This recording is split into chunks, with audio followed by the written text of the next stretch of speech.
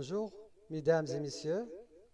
Aujourd'hui, je veux parler d'un sujet qui préoccupe tout le monde, c'est l'enseignement.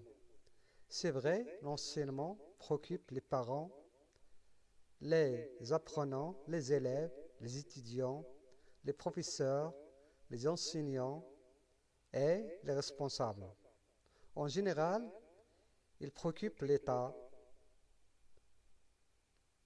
car le développement de celle-ci dépend du système d'enseignement ou bien du système éducatif.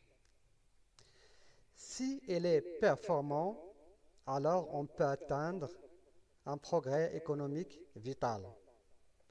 Donc, améliorer un système d'enseignement dépend de deux partenaires en présence. C'est l'enseignant et l'apprenant. Alors, à quoi sert apprendre à apprendre? Pourquoi on apprend?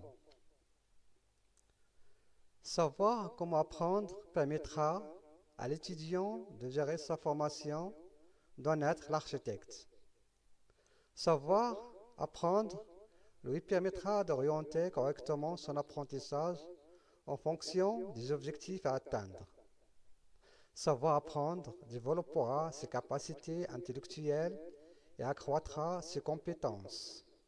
Savoir comment apprendre, c'est acquérir une méthode qui servira pendant toute la vie. Une méthode meilleure d'apprendre facilitera les chances de réussite. Mais avant de commencer à apprendre, il faut poser les questions suivantes. Quel est le problème d'apprentissage? Quelles en sont les causes? Quelle est la solution? Donc, la première question, quel est le problème d'apprentissage? Tête bien faite ou tête pleine? La bonne réponse, normalement, tête bien faite. Mais où se trouve le problème? Les apprenants sont plus préoccupés par la mémorisation des connaissances que par le développement de capacités ou bien de processus intellectuels tels que l'analyse, l'interprétation, le raisonnement, la résolution de problèmes et le jugement. Pourquoi on apprend?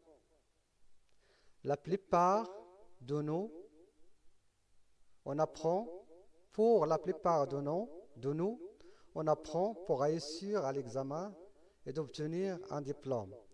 Pourquoi en faire? L'accrocher ce soir? L'exhiber? Bien sûr que non.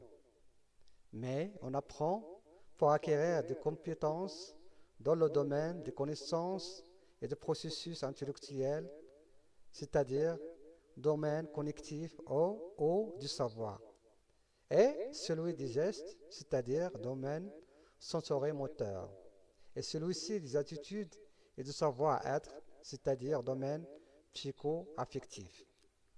C'est là le véritable but de tout enseignement et de tout apprentissage. On apprend aussi pourquoi les compétences requises pendant l'étude de les exercer à travers une profession ou bien un métier, et d'être bien armé pour affronter des situations réelles, et d'être capable d'utiliser les connaissances requises pour résoudre les problèmes de la vie active. Donc, on apprend pour savoir faire, savoir être et savoir vivre avec les autres.